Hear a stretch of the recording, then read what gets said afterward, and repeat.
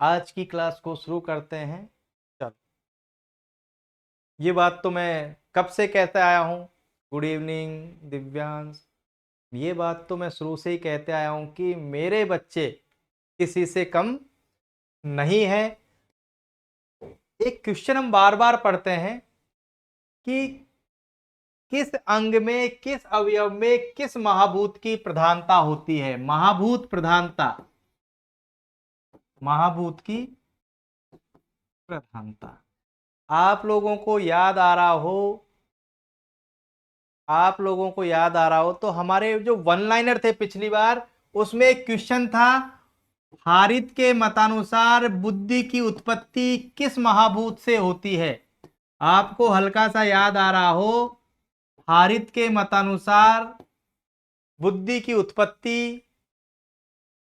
आजकल वीडियो इसलिए नहीं आ रही कि जब क्लास ही हमारी नहीं हो पा रही थी, है ना। आकाश महाभूत से होती है।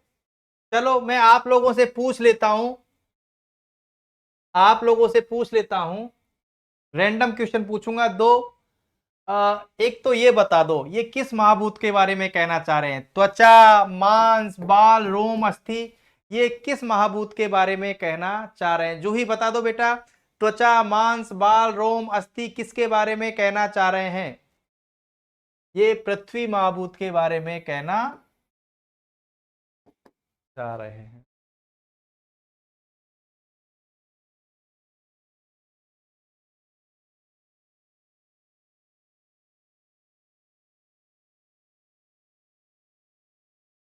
हमने याद किया था, हमने याद किया था रोहित, बुद्धि की उत्पत्ति आकाश महाभूत से होती है।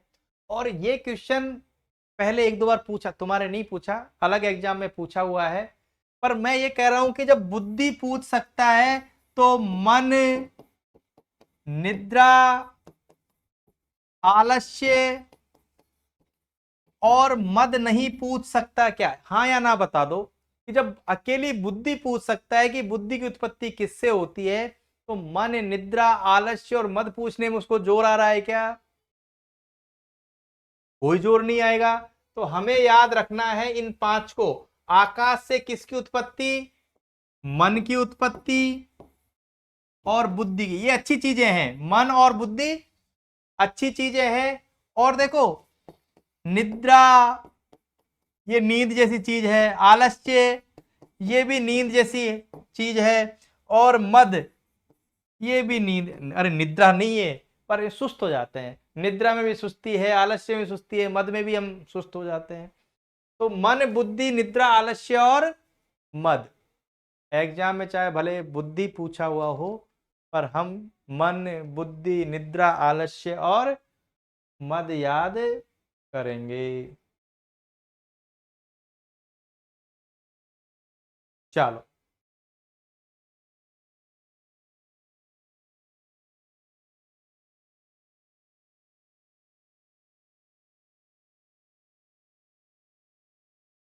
देखो आपने, कई बच्चों ने वहां क्लास ज्वाइन कर ली थी, पर यहां भी कर रहे हो, कोई इशू नहीं है।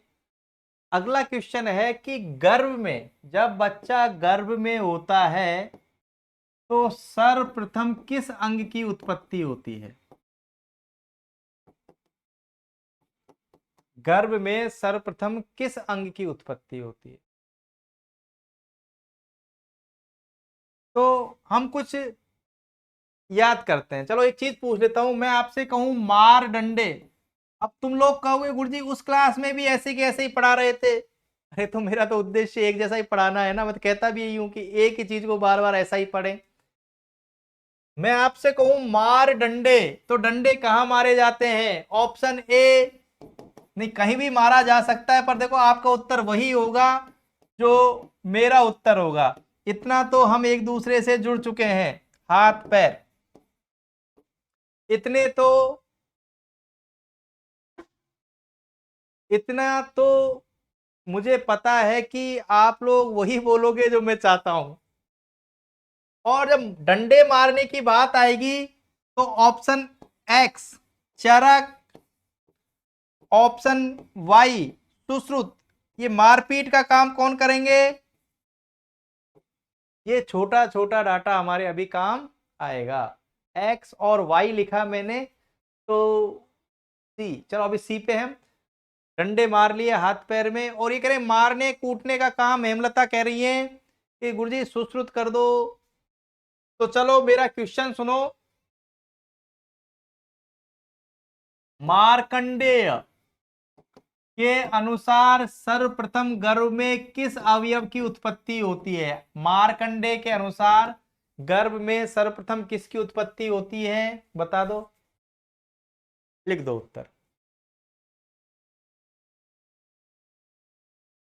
सभी लिख रहे हैं सर पाणीपाद, जिसे हाथ पैर कहते हैं, जिसे हाथ पैर कहते हैं।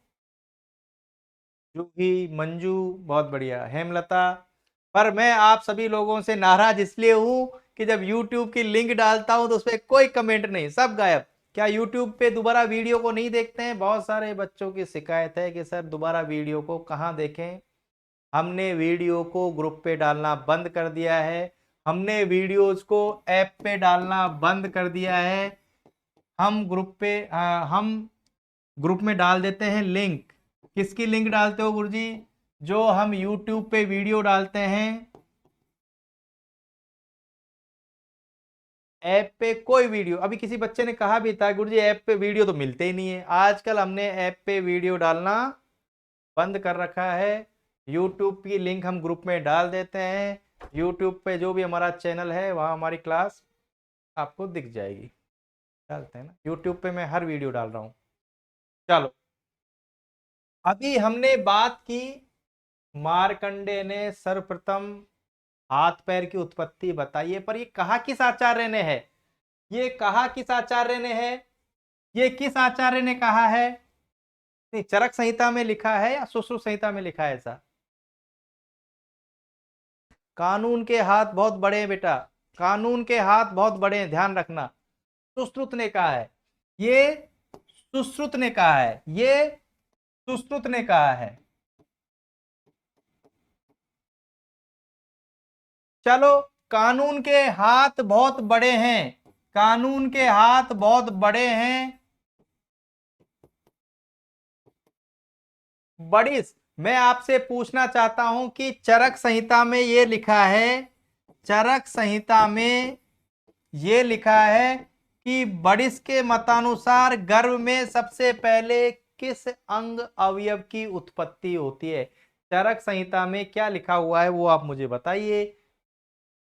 अच्छा अच्छा, ये बड़े से आपने बड़े कर लिया कि कानून के हाथ बहुत बड़े हैं। बेटा कोई ट्रिक, कोई कोड याद करने की जरूरत नहीं है, ये चीजें अपने आप आपको गूंजती रहेंगी। हाथ पैर, हाथ पैर।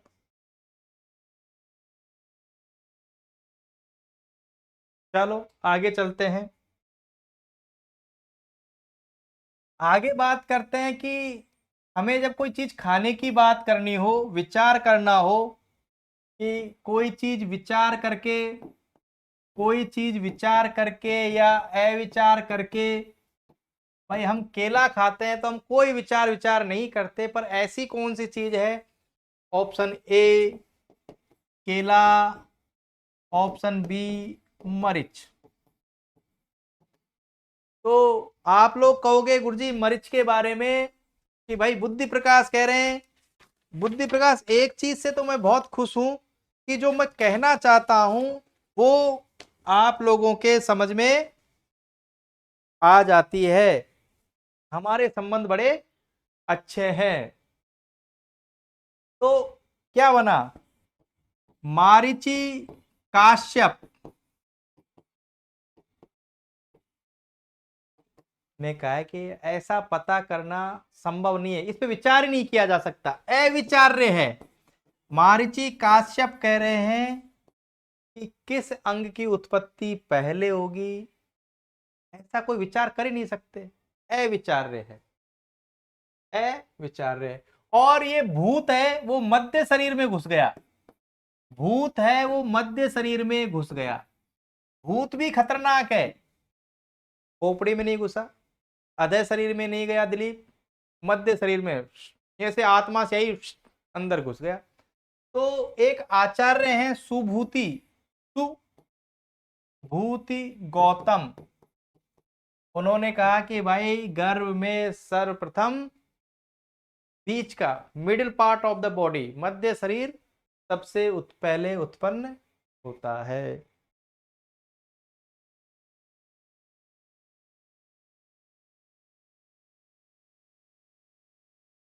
नहीं, इसको भी देखेंगे, थोड़ा कंफ्यूज करता है ये। भद्र शब्द दो जगह आता है। मैं आपसे दो भद्य अंग पूछूं, ऑप्शन ए गुदा पक्वास है, गुदा पक्वास है, बी हृदय, सी सिर, क्या उत्तर करोगे? भद्दा, भद्दी, ऐसी कोई चीज गुदा पक्वास है, अब होता या नहीं होता वो देखो, तुम उत्तर वही लिखोगे जो मैं चाहता हूं। विष्णु कह रही है कि गुरुजी गुदा पक्वास है कर लो, तो हाँ, ये भद्र काव्य तो नहीं है, भद्र सौनक।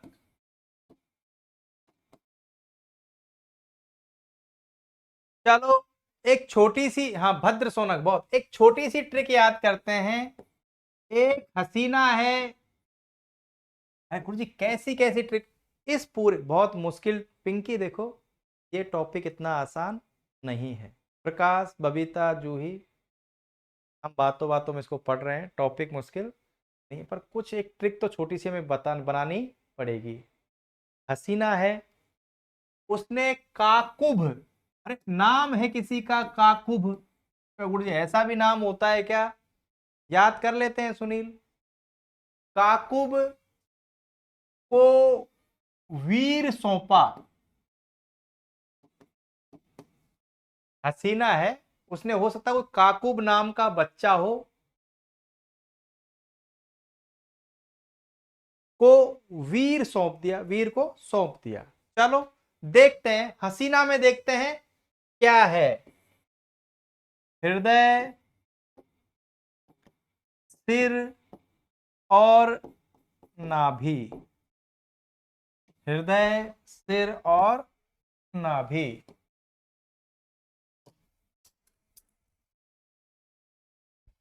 हमने यहाँ पे चरक लिखा और यहाँ पे सुश्रुत लिखा, हमने यहाँ पे, हाँ अब देखो, यहां जो लिखना है वो लिखो का, यहां लिखो कु, यहां लिखो भ, वीर, लो वीर लिख दिया मैंने, चलो वीर लिख देता हूं, तो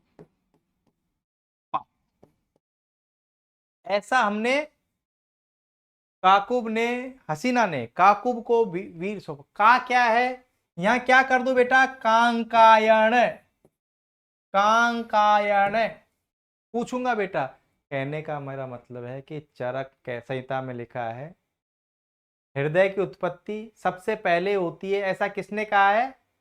कांकायण ने। पर इधर सुश्रुत ने क्या कहा है? सुश्रुत संहिता में क्या लिखा है, कहा नहीं, सुश्रुत संहिता में ऐसा लिखा है कि गर्भ में हृदय की उत्पत्ति सबसे पहले होती है, ऐसा किसने लिखा है? वीर का क्या किया जा सकता है? कृतवीर्य। क्या किया जा सकता है? कृतवीर्य, कृतवीर्य, कृतवीर्य, नहीं नहीं देखो, ऐसे ही चरक संहिता में लिखा है सिर की उत्पत्ति सबसे पहले होती है, गर्भ में सिर की उत्पत्ति सबसे पहले होती है, पूसे कुमार सिरा भारद्वाज, कुमार सिरा भारद्वाज, कुमार सिरा भारद्वाज। और यहां कौन बचा? सुश्रुत संहिता में लिखा हुआ है सिर की उत्पत्ति गर्भ में सबसे पहले होती है, ऐसा किसने कहा है? गर्भ में सबसे पहले सिर की उत्पत्ति होती है, सोनक, सोनक।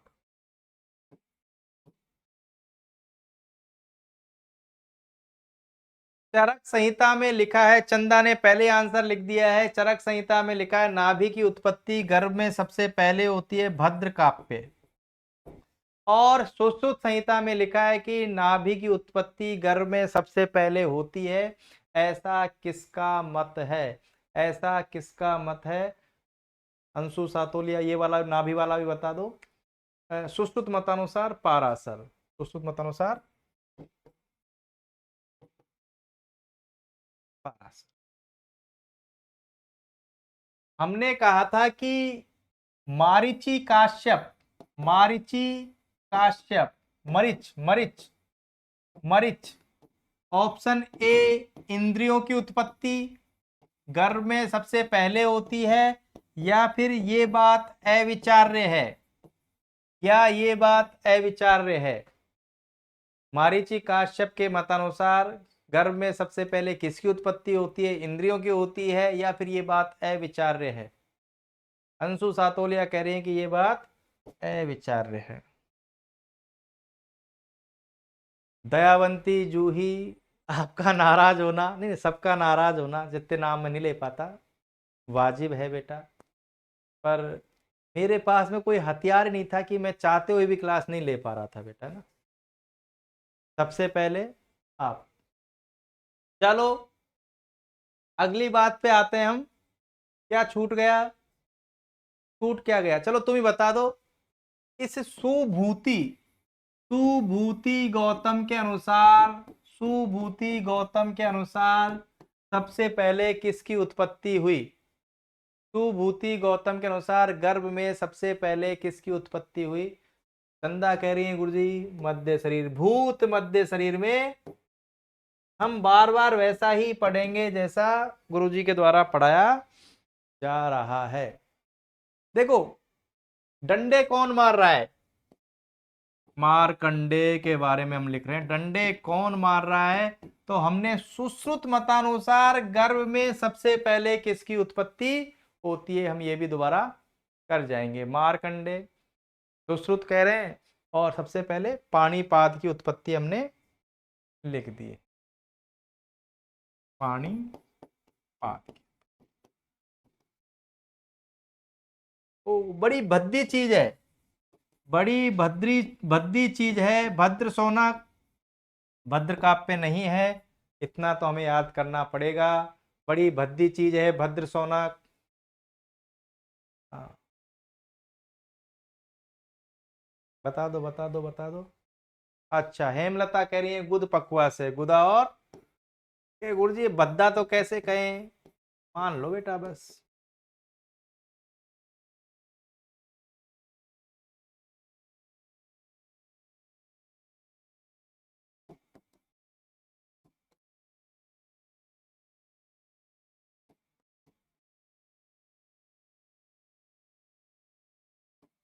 हमने ऐसा लिखा, हमने ऐसा लिखा। क्या गुरुजी बस लिखते रहो, लिखते रहो।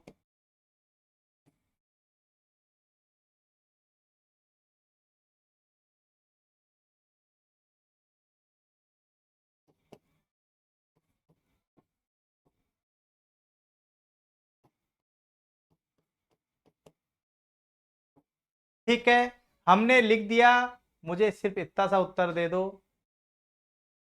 क्या दोगे? कृतवीर्य के अनुसार, कृतवीर्य के अनुसार गर्भ में सबसे पहले किस अंग की उत्पत्ति कही है? कृतवीर्य के मतानुसार, कृतवीर्य के मतानुसार सबसे पहले विष्णु शर्मा, बहुत बढ़िया मेरे प्यारे बच्चों। हृदय हृदय हृदय हृदय हृदय हृदय, बहुत बढ़िया बहुत बढ़िया बहुत बढ़िया। ओ एक तो हमने छोड़ दिया, एक तो हमने छोड़ दिया। इंद्रियों की उत्पत्ति सबसे पहले, एक छोड़ दिया। इंद्रियों की उत्पत्ति सबसे पहले होती है गर्भ में, ऐसा विदेह जनक कहते हैं। ऐसा विदेह जनक कहते हैं कि भैया गर्भ में सबसे पहले इंद्रियों की उत्पत्ति होती है। गर्भ में सबसे पहले इंद्रियों की उत्पत्ति होती है। सुमन विश्नोई, मैं उम्मीद करता हूं कि आपको सभी को ये चीज समझ में आई होगी।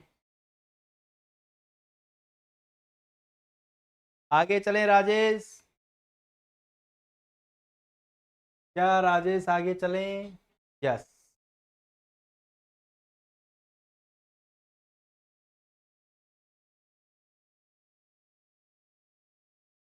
अरे ये तो हमने पढ़ा ही दिया।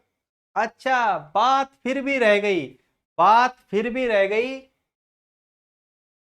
मुझे एक चीज बताओ, धन्वंतरी का संबंध विशिष्ट रूप से किस संहिता से है? धन्वंतरी का संबंध विशिष्ट रूप से किस संहिता से है? धन्वंतरी का संबंध विशिष्ट रूप से किस संहिता से है? ए चरक, बी सुश्रुत। अरे ऑप्शन देने से पहले ही तो सुश्रुत संहिता में लिखा है कि अंत में देखो, जब एक एक लोग अपना मत रखते हैं तो फिर कोई इनका बॉस होता है, टीचर होता है, वो कहता है कि नहीं नहीं, गर्भ में सभी अंगों की उत्पत्ति, गर्भ में सभी अंगों की उत्पत्ति एक साथ होती है, एक साथ। हृदय भी बन रहा होता है ना, ऐसा धन्वंतरी ने कहा है। तो गुरुजी चरक संहिता में क्या लिखा है? चरक संहिता में भी यही लाइन, क्योंकि वहां बॉस आत्रेय हैं। चरक संहिता में जो बॉस हैं वो है आत्रेय, जो गुरुओं के गुरु आत्रेय, पुनर्वसु आत्रेय। वो भी यही कहते हैं कि भाई धन्वंतरी जी की बात सही है। पुनर्वसु आत्रेय कह रहे हैं कि धन्वंतरी जी ने कहा है कि सभी अंगों की उत्पत्ति एक साथ होती है, साइमल्टेनियसली हो रही होती है। तो मैं दोबारा रिपीट कर दूं, चाहे वो चरक संहिता हो चाहे सुश्रुत संहिता हो, दोनों में ही लिखा हुआ है कि धन्वंतरी के मतानुसार सभी अंगों की उत्पत्ति एक साथ हो रही होती है।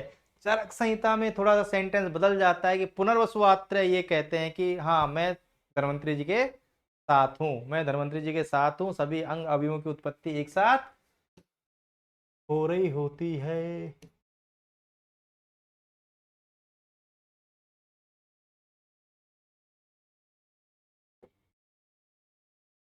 देखो, अगला क्वेश्चन आता है,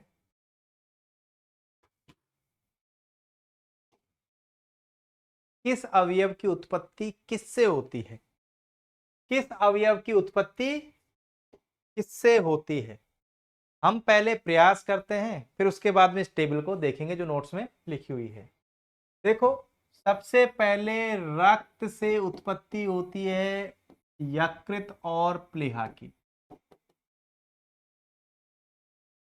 फिर मैं एक बार दोबारा रिपीट कर देता हूं, जैसे ही क्लास खत्म होगी उसके आधा से पौन घंटे के अंदर अंदर मैं आपके व्हाट्सएप ग्रुप के ऊपर एक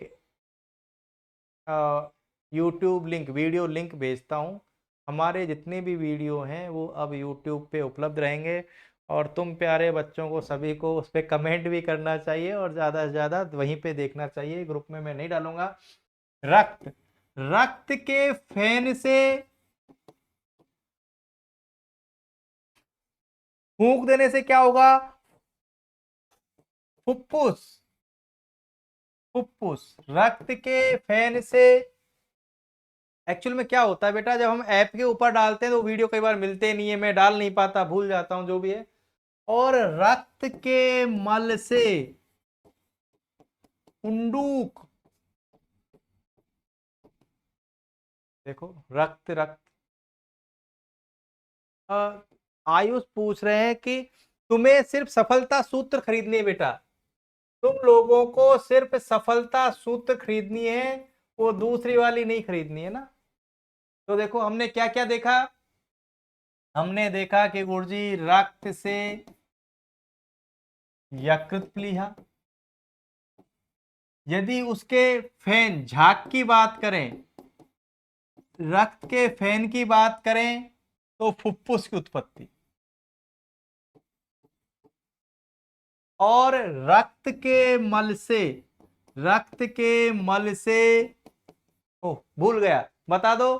रक्त के मैंने एक नंबर दिया था रोहित, आप उस नंबर पे, एक बुक सेलर है उनका नंबर दिया था, आप संपर्क कर सकते हैं, वो आपके घर पे भेज देंगे। रक्त के मल से उंडूक। इतनी बात करने के बाद में एक लंबा सा नाम लिख देता हूं मैं, गुदांत्र बस्ती। बड़ा नाम है गुदा, ओह क्या लिख रहे हो गुरुजी, आंत्र और बस्ती, गुदांत्र बस्ती। तो हमें नाम भी बड़ा है तो नाम, चीजें भी अलग अलग बड़ी लिखनी पड़ेंगी गुरुजी। वात, पित्त, कफ और रक्त सभी आ जाएंगे। गुदांत्र बस्ती। हेमलता कह रही है गुरुजी जब नाम इतना बड़ा लिखा है तो हम किस किस से बनता है, वात, पित्त, कफ और रक्त। हाँ सुनील, लगभग शायद इतना ही प्राइस है, 650 650 के आसपास। ठीक है, वात, पित्त, कफ और रक्त। हम कुछ भी याद करें या नहीं करें, ये याद करना पड़ेगा बेटा हमें। देखो मैं पच्यमान वगैरह सब हटा रहा हूं, प्रसाद, मेद है, प्रसाद, पच्यमान वो सब मैंने हटा दिए हैं। हृदय याद कर लो, कफ और रक्त। कफ और रक्त से पच्यमान, प्रसादन सब हटा दिए मैंने, सामान्य उसको बना दिया है, हम याद कर सकते हैं एग्जाम की दृष्टि से।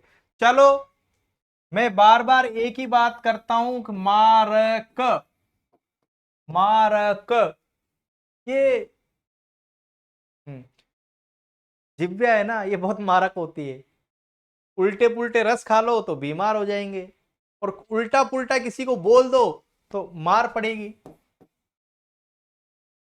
गुरुजी मारक क्या है, मांस, रक्त और कफ। मांस, रक्त और कफ। वैसे एक बात और बताऊं,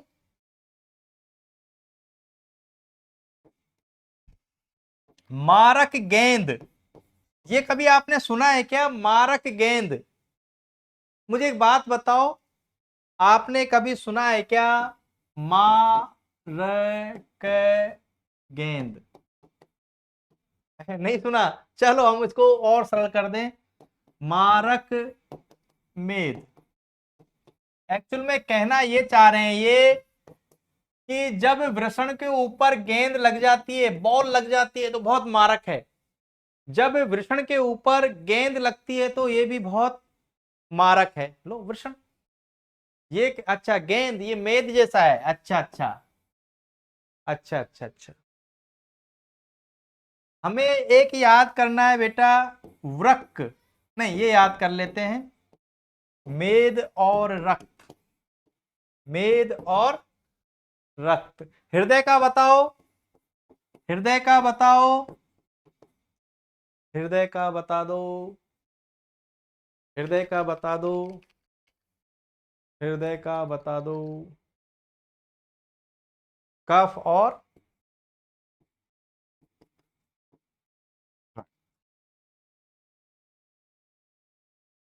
एक सबसे बड़ी चीज है कि जो मांस है, मांस,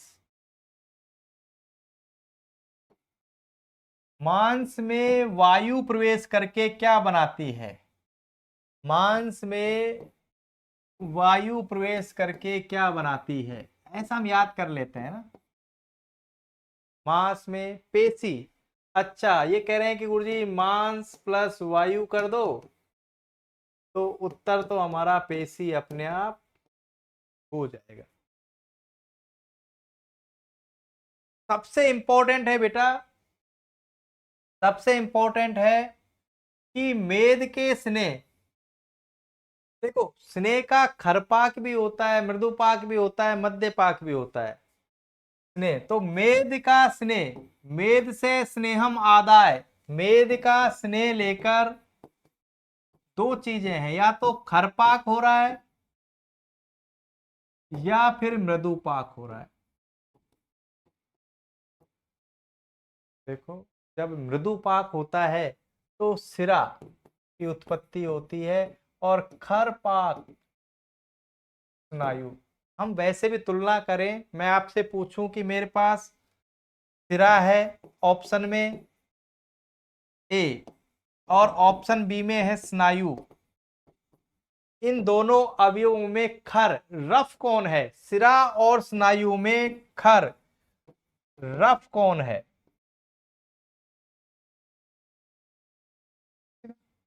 ये बहुत ज्यादा पूछे जाने वाला क्वेश्चन है कि मेद के स्नेह के खरपाक से किसकी उत्पत्ति होती है। मेद के नहीं, धमनी नहीं करेंगे बेटा। मेद के स्नेह के खरपाक से स्नायु की उत्पत्ति होती है। खरपाक, मेद के स्नेह के खरपाक से स्नायु की उत्पत्ति होती है।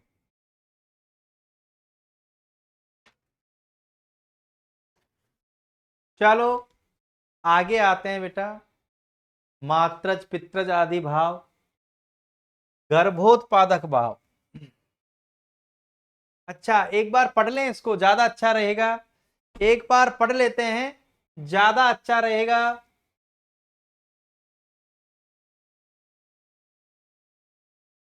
एक बार पढ़ लेते हैं, ज्यादा अच्छा रहेगा। देखो मेरे प्यारे बच्चों, अभी थोड़ी देर पहले मैंने एमओ की क्लास ली थी, है ना, मेडिकल ऑफिसर जो एनएचएम की तैयारी कर रहे हैं। और अभी मैं जो क्लास ले रहा हूँ वो आप लोगों की ले रहा हूँ। जो बच्चे उस क्लास में बैठे थे उसमें से कुछ बच्चे इस क्लास में, रोहित इस क्लास में भी हो। मुझे ये बताओ रोहित, कोई ऐसा टॉपिक है क्या जो तुम्हें पढ़ाया जा सकता है उन्हें नहीं पढ़ाया जा सकता, या फिर उन्हें पढ़ाया जा सकता है तुम्हें नहीं पढ़ाया जा सकता?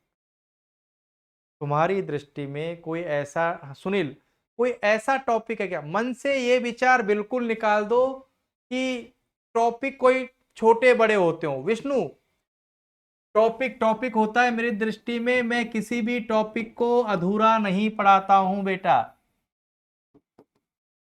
मेरा सदैव प्रयास यह है बेटा कि मैं आप लोगों की क्लास उनके साथ ही लूं। पिंकी कभी भी ये मत सोचना। मुझे लगता है बेटा कई बार कि जब मैं दूसरी क्लास में आता हूं थोड़ी ऊर्जा कम हो जाती है ना। लादूलाल, मेरा ये मानना है कि मैं क्या आपको उनके साथ रख लूं क्या? आप उनके साथ बैठोगे बेटा तो आपका ही स्तर बढ़ेगा। लादूलाल, चंदा, आप अलग अलग कहोगे, मैं बिल्कुल अलग अलग रख लूंगा। पर मुझे लगता है कि यदि तैयारी आपने उनके स्तर की कर, बेटा स्तर कुछ नहीं होता, टॉपिक होता है ना। तो बिल्कुल मैं आप लोगों की बिना अनुमति के ये चीज करूंगा ही नहीं। आप लोग कह रहे हो बेटा टॉपिक टॉपिक होता है, और बाकी मैं आपके स्तर को अपलिफ्ट ही करना चाहूंगा। चलो मुझे ये बता दो, मुझे ये बता दो, शोणित से किसकी उत्पत्ति होती है? रक्त से किसकी उत्पत्ति होती है? रक्त से किसकी? विष्णु, विष्णु कह रही है कि गुरुजी उनका थोड़ा भारी होता है। नहीं होता भाई। बताओ कोई ऐसी चीज है मैंने उनको पढ़ाई हो और तुम्हें नहीं पढ़ा रहा हूं? हाँ? यकृत और प्लीहा, यकृत और प्लीहा। नहीं, मेरा उद्देश्य ये नहीं है नितेश। पर मेरा ये कि हम ज्ञान के उस स्तर पे हों कि हमें कोई बाहर नहीं कर सके। मेरा सिर्फ उद्देश्य सोनित फेन, तो रक्त के झाग, ये हवा कहां से आ रही है? फेन, झाग बनाएंगे, झाग बनाएंगे। हवा कहां से आ रही है? फुफ्फुस, फुफ्फुस। और रक्त का मल शोणित किट, शोणित किट। अच्छा, मल का संबंध हमारे प्रकाश किससे है? मल का संबंध किससे है? उंडूक। ये अपेंडिक्स है क्या? ये अपेंडिक्स है क्या उंडूक? अरे वेस्टिजियल ऑर्गन है क्या? हमारे शरीर का ऐसा अंग है क्या जो कोई काम का नहीं है? है ना, उंडूक, वर्मीफॉर्म अपेंडिक्स शरीर का वो अंग है नीतीश जो हमारे कोई काम का नहीं है, वेस्टिजियल ऑर्गन। कुछ भी कहो विष्णु, सुरेश, मैं जब आपके कमेंट देखता हूं तो यूं आत्मा प्रसन्न हो जाती है कि तुम लोग किसी से कम नहीं हो। देखो सभी आ गए, वात पित्त कफ और रक्त, सभी आ गए। बता दो आंसर। बड़ा सा नाम है तो बड़े बड़े लोग आ जाएंगे। हाँ, हमारे आहार नाल के हिस्से हैं, हमारे आहार नाल के। एक ने तो अगुआ ही लिख दिया था कमेंट में, अगुआ तो मत करो। गुदांत्र बस्ती, गुदा आंत्र और बस्ती, गुदा आंत्र और बस्ती, गुदा आंत्र और बस्ती, गुदा आंत्र और बस्ती। मैंने पहले ही आपसे कहा था कि प्रसाद को, पच्यमान को हटा देना, अपना काम हो जाएगा। ये बताओ कौन है? मैंने पहले ही कहा था कि एक बार पच्यमान, प्रसाद ऐसा कुछ आए तो हटा देना। कफ रक्त और मांस।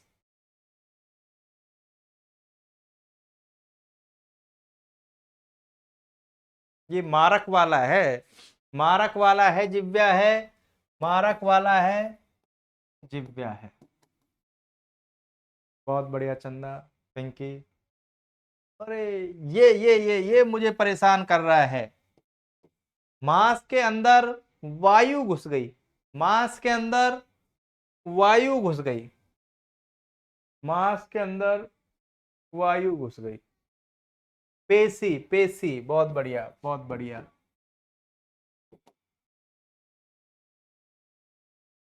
और हल्का सा याद आ रहा हो तो हमने ये दो ही तो याद किए थे। हल्का सा याद आ रहा हो तो हमने ये दो ही याद किए थे कि कफ और रक्त से, कफ और रक्त से, कफ और रक्त से। मैंने पहले ही कहा था, इस सार बार मैं नहीं बता रहा हूं ना। कफ और रक्त से हृदय। ऊपर वाला बता दो बेटा, रक्त और मेदसार से, रक्त और मेदसार से बता दो।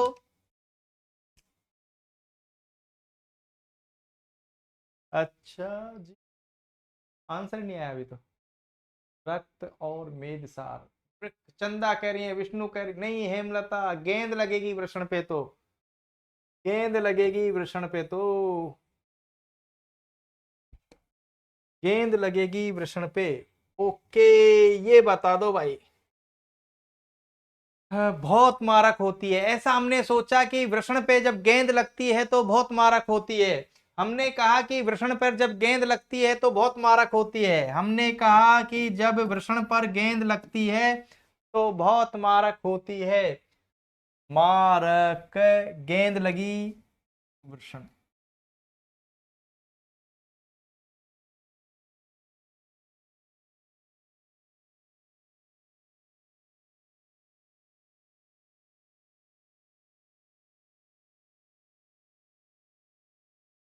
हमने कहा कि जब मेद के स्नेह का, जब मेद के स्नेह का मृदु पाक होता है, जब मेद के स्नेह का मृदु पाक होता है तो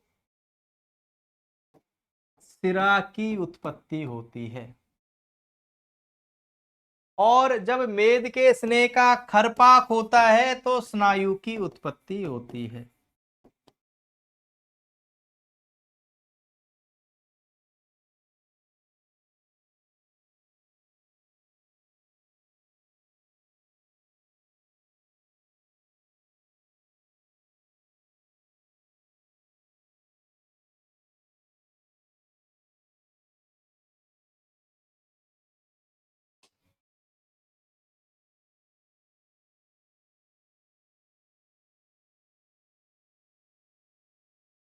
देखो सुनील, जूही, पिंकी, प्रकाश, जिनके नाम हैं उन्हीं के नाम, राजेश, उन्हीं को संबोधित करते हुए मैं एक चीज लिखता हूं।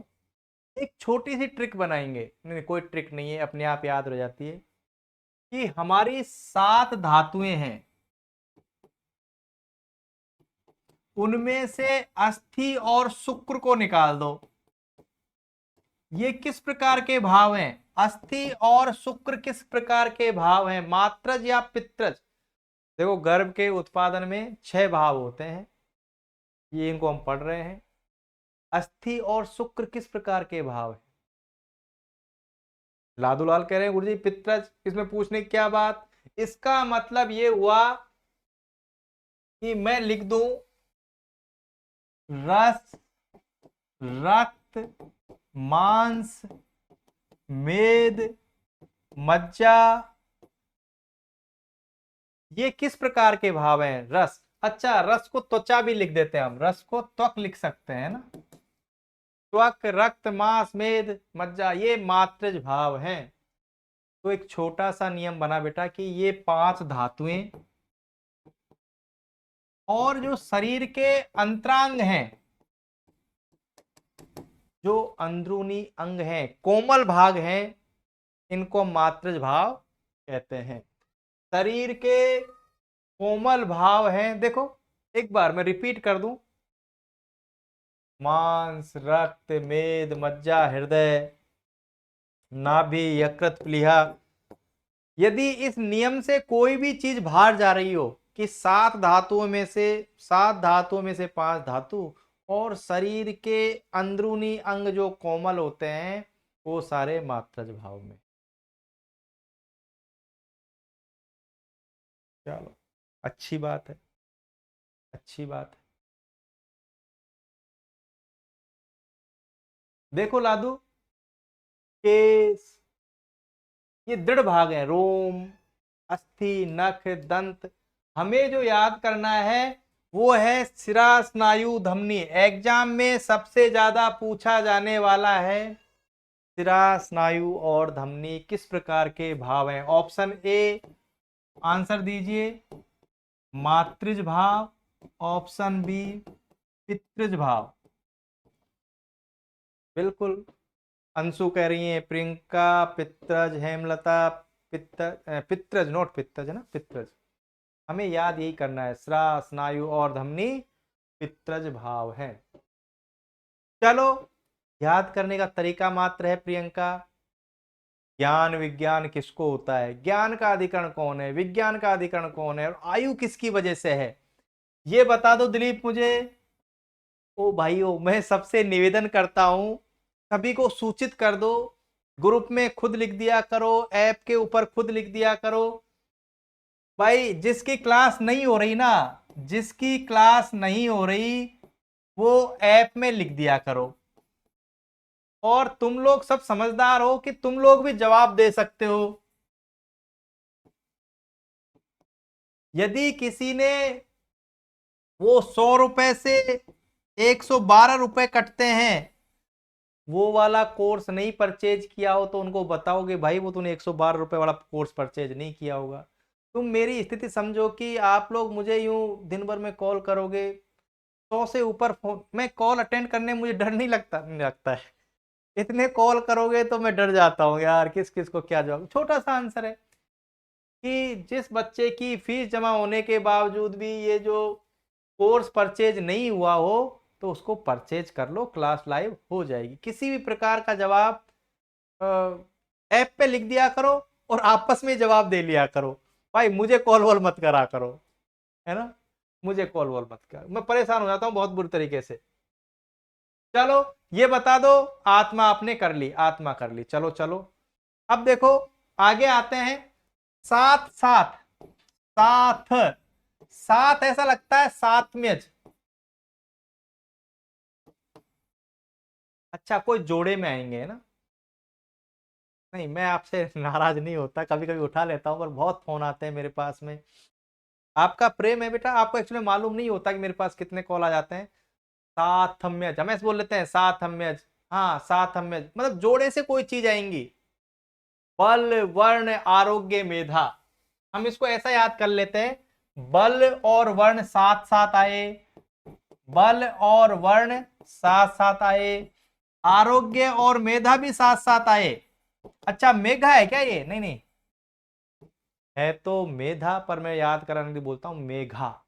बल, वर्ण, आरोग्य और मेधा साथ आए। ऐसे ही जब नीचे और देखेंगे, संपत और रहित। संपत का मतलब होता है संपन्न, रहित का मतलब नहीं। तो संपत और रहित ये भी साथ में आए। देखो, बल, वर्ण, आरोग्य, मेधा, संपत, रहित ऐसे कहीं लिखे आ जाए तो ये साथ साथ साथ आ रहे हैं तो हमने बोल दिया सातम्यज भाव है। ऐसे ही एक शब्द आएगा विशेष। विशेष जहां लिखा आ जाए हम कर देंगे आत्मा विशेष। हाँ बिल्कुल नितेश, सही कह रहे हो, साथ साथ विशेष जहां लिखा आ जाए उसको भी हम आत्मा कर देंगे, उसको भी हम आत्मा कर देंगे।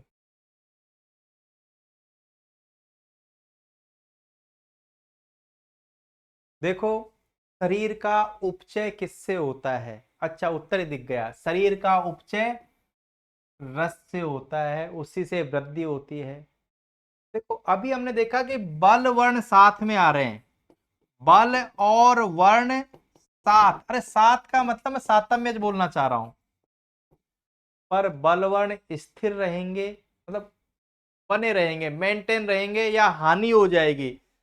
भाई लाभ हानि रस के अधीन है, ये तुम्हें कहीं भी मिले लाभ हानि वाली चीज, स्थिर और हानि, बल वर्ण स्थिर रहेंगे या हानि, ये रसज भाव है। ये याद करने के तरीके मात्र है, याद करने के तरीके मात्र हैं। एक चीज और आएगी, गुरुजी को उरस में रखो। गुरुजी को कहां रखना है? उरस में रखो, मतलब उत्साह जो है वो रसज, रसज और सत्वज भाव है। गुरु जी को कहाँ रखना है? उरस, हाँ अपने मन उरस में रखो, दिल विल याद मत करना, गलत हो जाएगा। गुरु जी को उरस में रखो, उत्साह को रसज और सत्वज। और जैसे ही गुरु जी के स्मृति हानि हो जाए तो उनसे आस छोड़ देना भाई। जब गुरुजी की स्मृति हानि हो जाए, जब तक, सही बात है, आस छोड़ देनी चाहिए। जब स्मृति की हानि हो गई गुरुजी की, उरस में रखो, पर जैसे ही स्मृति की हानि हो जाए तो गुरुजी कोई आस नहीं आपसे। तो स्मृति जो है वो आत्मज और जैसे जैसे सातम्यज। बताओ क्या कर दूं? ओह मेरे प्यारे बच्चों, सत्वज।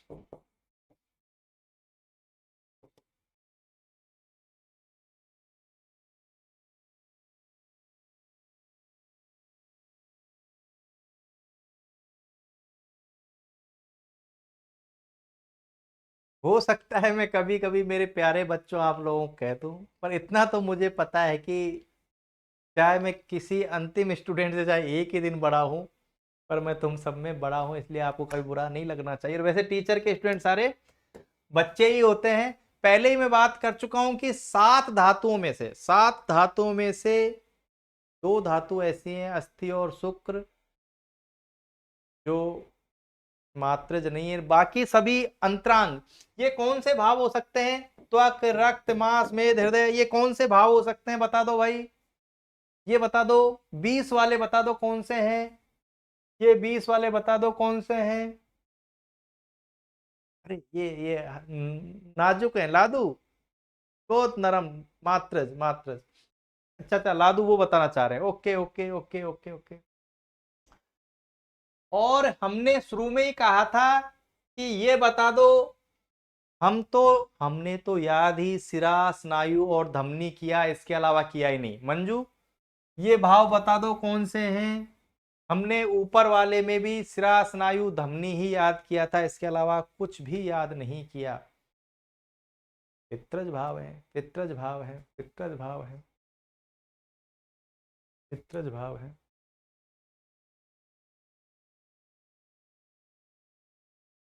मैंने विशेष कहां लगाया था? मैंने विशेष कहां लिखवाया था? मैंने कहा था कि ये चीज है वो विशेष है। विशेष कहां लिखेंगे? आत्मज, आत्मज, आत्मज। तो मैंने कहा कि ज्ञान, विज्ञान, इंद्रियां, प्राणवायु, अपान, प्रेरण, धारण, आकृति, स्वर्ण, वर्ण, सुख दुख, इच्छा, द्वेष, और ये स्मृति आ गई, ये फिर स्मृति आ गई। देखो प्रयत्न आदि सब ये आत्मा के, तो हम आत्मज भाव कहते हैं। स्मृति,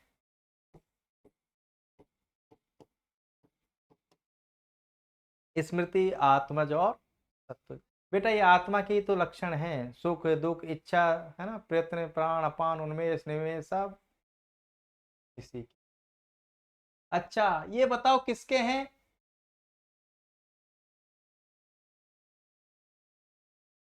है ये ट्रू सी नाम से बच्चा है, मेरे क्लिक नहीं हो रहा क्या नाम है। ये कह रहे हैं कि भाई गुरुजी 4-5 दिन से नोटिस ही नहीं आ रहा, नोटिफिकेशन नहीं आ रहा क्लास का। तुम्हारी क्लासेज में थोड़ी समस्या थी, है ना, आज से ही क्लासेस तुम्हारी दोबारा से रिज्यूम हुई है। तुम्हारी क्लासों में दिक्कत थी बेटा, है ना। आत्मज भाव, आत्मज भाव, आशा, अरे आशा बिल्कुल बिल्कुल कुचामन से। आशा ये 4-5 दिन से क्लासें चल, 4-5 दिन सप्ताह भर मान लो क्लासें हो ही नहीं पा रही थी। आशा कोई भूल गया? आशा तो मेरे गांव से, आशा तुम्हें मालूम है ना मैं कुचामन के पास से हूँ, हाँ या ना? आशा को मालूम है या नहीं?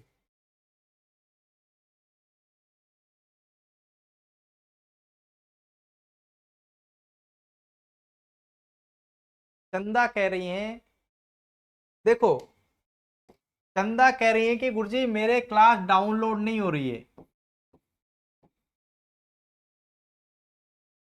एक बात बताओ, यूट्यूब पे एक फायदा है। अच्छा अच्छा, यूट्यूब पे, आशा तुम्हारे गांव के पास जिलिया गांव है, वहां से हूं, है ना। यूट्यूब पे एक फायदा है, ऐप पे हम डाउनलोड नहीं कर पा रहे थे, ऐप पे हम वीडियो को डाउनलोड नहीं कर पा रहे थे, पर यूट्यूब की जो मैं लिंक शेयर कर रहा हूं, वहां से आप डाउनलोड भी कर सकते हो बेटा। ऐप के ऊपर डाउनलोड, वो यूट्यूब के ऊपर डाउनलोड हो जाता है ना, यूट्यूब के ऊपर। आप सभी लोग, मैं अभी ग्रुप में क्लास के बाद में आधे घंटे पौन घंटे बाद में यूट्यूब की लिंक डालूंगा। आप लोगों को ज़्यादा से ज़्यादा उस पर कमेंट वमेंट इतने किया करो, इतने किया करो कि भर जाए। 10 दिन से मैं वीडियो डाल रहा हूँ, एक कमेंट नहीं करते हो आप लोग। चलो,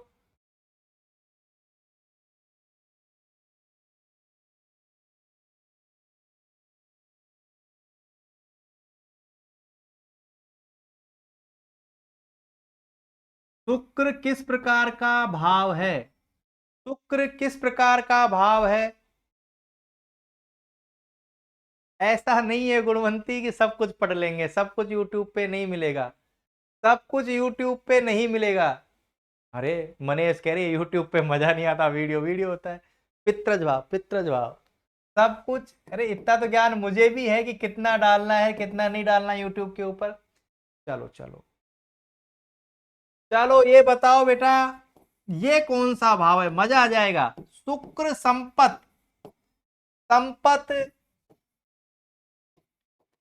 रहित, बल, वर्ण, आरोग्य, मेधा। अच्छा, अरे अरे नितेश, गड़बड़ नहीं, गड़बड़ नहीं, ये सब गड़बड़ नहीं बेटा।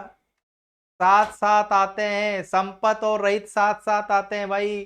तुम मरवाओगे मुझे। मैंने नहीं कहा था, क्या मैं गलत बोल रहा हूँ? मैंने क्या गलत बोल दिया क्या? अरे क्या मैंने गलत बोल दिया क्या? मुझे खुद पे डाउट हो गया अब तो। हाँ नहीं नहीं, मैं सही हूँ, मैं सही हूँ। अरे मैंने कहा था साथ साथ आते हैं, संपत रहित, संपत रहित, बल, वर्ण, आरोग्य, मेधा साथ साथ आते हैं। तो हमने कहा साथ मतलब सातम्य। एक ने भी सही आंसर नहीं लिखा है, मुझे अच्छा नहीं लगा, मुझे अच्छा। अरे मैं क्या कहना चाह रहा हूँ, अब तो समझ में आया ना।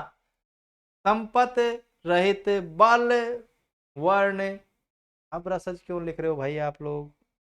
सातम्य, विष्णु निराश नहीं करें मुझे, कोई भी मुझे निराश ना करे। सातम्यज लिखो, सात, मैंने बताया था कि ये सात सात, सात का मतलब साथ नहीं है, सातम्यज पढ़े।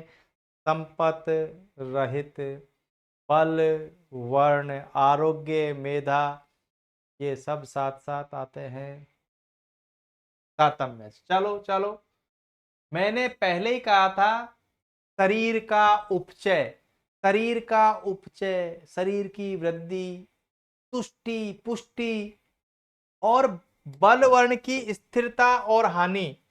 बल वर्ण की स्थिरता और हानि ये किसके अधीन है, कौन से भाव है? बल वर्ण की स्थिरता और हानि ये कौन से भाव है? ये रसज भाव है। और बाकी देखो ये सील, सोच, द्वेष ये मन के भाव हैं। मन के भावों को मैं सत्वज भाव कह सकता हूं। सील, सोच, द्वेष, स्मृति, मोह, मात्सर्य ये सत्वज भाव हैं। ये सत्वज भाव है।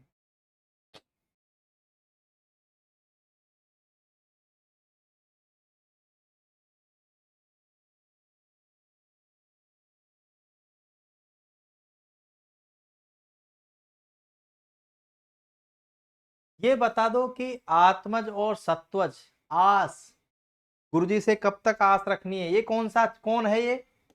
गुरुजी से कब तक आस रखनी है? गुरुजी के पास क्या है जब तक कि उनसे आस रखें? आत्मज और सत्वज भाव कौन सा कर दें? प्यारे बच्चों, मुझे तुम निराश कर देते हो। गुरुजी से तब तक ही आस रखें जब तक कि स्मृति शेष है। और उरस, उत्साह, रसज और सत्वज भाव है। उत्साह, उरस, रसज और सत्वज भाव है।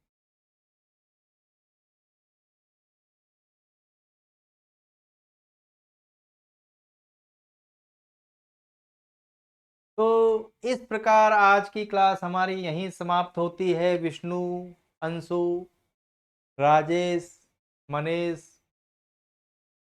चलो मैं इस क्लास के वीडियो को आज आधे घंटे बाद या होता है 1 घंटे बाद यूट्यूब वाले लिंक को तुम्हारे ग्रुप में डाल दूंगा। Good night Dayawanti. और कल हम दोबारा मिलेंगे। जो ही कमेंट नहीं किया तो फिर देखना तुम लोग मैं कितना नाराज होता हूँ। एक कमेंट नहीं करते आप लोग। चलो मेरे प्यारे बच्चों, गुड नाइट।